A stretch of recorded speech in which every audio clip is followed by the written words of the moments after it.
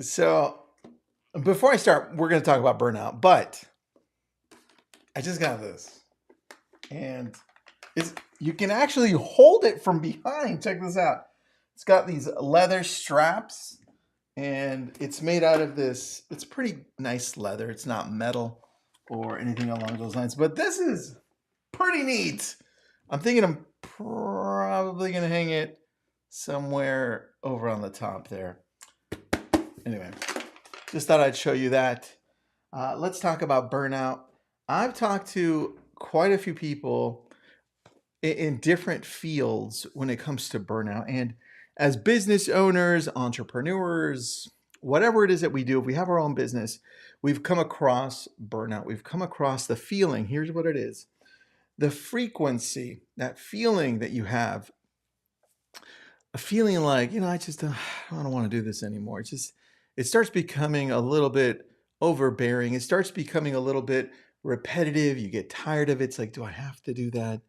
And if you let it linger and you don't address it, what starts happening is that builds on itself over a long period of time and can create more anxiety, eventually depression, and then can lead to actual physical ailments. So, burnout is real. And there was one interview, I'll talk about three because I interviewed somebody today about burnout for Success Magazine. And there was one interview I did. If you haven't watched it, it's with Jim Quick. I asked Jim at the end. He wrote the book Limitless, by the way. Take a look at that. I said, Jim, what about burnout?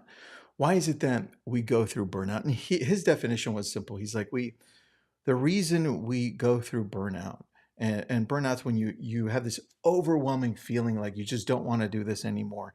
And you go into a state of just stopping.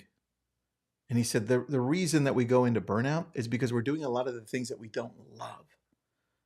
And although it was a really quick answer, there's a lot to it because now, fast forward, I talked to Jennifer Moss. She wrote the book, and take a look at this book. It's called The Burnout Epidemic. And she said, Tristan, it's like this. And this was an amazing analogy. She says, think of the world that we live in right now. We seem to, in the United States, we seem to be writing on a piece of paper.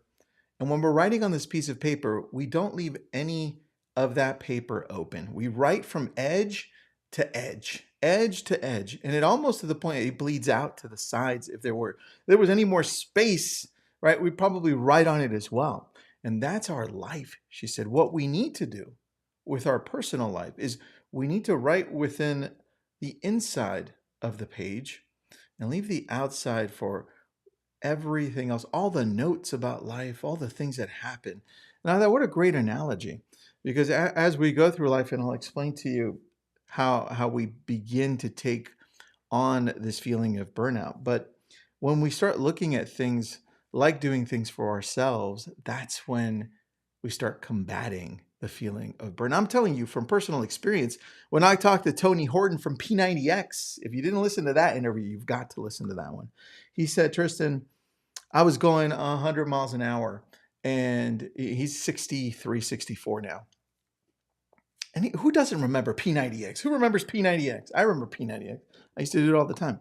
And he said, Tristan, I was going full on, and I was surprised by some stresses that I didn't anticipate. He said, my renewal contract with Beachbody was terrible. I didn't expect to be treated so badly. And then my friend Tom Petty died. And then one other thing, he said, something happened, and he goes, I just got sick. And I got so sick that half of my face paralyzed. This is Tony Horton from P90X, right? You've seen what shape this guy's in. He goes, half my face paralyzed, and I couldn't walk well. I couldn't really go from here to there anymore. Is my wife had to carry me. And I felt like, this is it. This is it. I'm done. This is how I'm going to operate for the rest of my life. He goes, thank God that I started recuperating. I started putting myself first, and I started getting better at that part of it. He said, I got to the point where I got this journal. He says, and I have like these 10 things that I write down and say, taking walks. I love doing this other thing. I love listening to music and just jamming to music. I love, and anytime I feel like that feeling, like I'm being a little bit overwhelmed, like I need a break, I pick up my journal and I go to one of those 10 things, right? And Matthew's saying, I experienced burnout in 20 years of social work. Real estate is not that stressful. Been in real estate since 2006. And look, Matthew, you're right. There are different businesses that require a different amounts of work from you. But as an entrepreneur, as we start building these different businesses, you're bound to get different types of stresses. And some people are used to some type of stress and others aren't. So regardless of where you are, you're going to hit that point, and it's going to feel like you don't want to do this anymore. And here's the thing. I need you to outline how it is that you're going to take care of yourself. And it comes in different forms for all of us. Some of us love to go walking. Some of us love archery. Some of us love playing video games, sitting down and doing something. It has to be for you, though. It's great that you spend time with your family. It's great that you spend time with your friends and those that you love. Burnout's a little different. Burnout requires you to be present for yourself. Because what happens is if you pick up a book and you start reading and that's your jam, that's what you love doing, well, guess what? It replenishes you.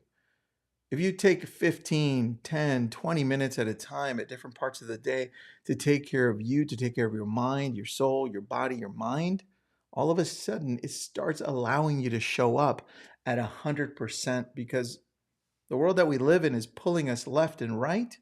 And what happens is at every meeting, at every opportunity that we get, that we have to meet with somebody or that we get to meet with somebody, we're showing up at 60%. We're showing up at 50%. We're showing up at 70%. Not only affects our work, but it affects the relationships we have with the people that we love. So take time to invest in yourself. Write the things down that you absolutely love. Write the things down that you know replenish you. It's got to be you with you time. And that's where it comes down to, because a lot of us don't even realize we're showing up at 50% and we're wondering why our relationships suck. Because burnout doesn't just apply to your work. Burnout applies to your relationships with the people that you love, whether it's your spouse, your children, your friends. Burnout happens everywhere. And you notice when it's happening.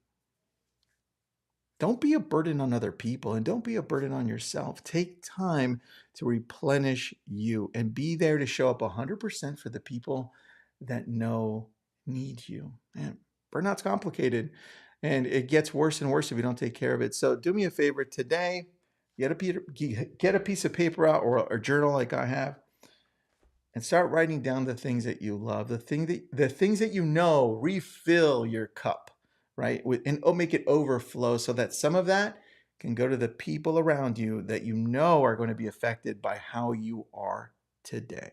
Hope that helps everybody. Hope you had an awesome day. Have a great rest of the week. I have an event tomorrow, so I won't show up tomorrow, but I'll be back live on Friday.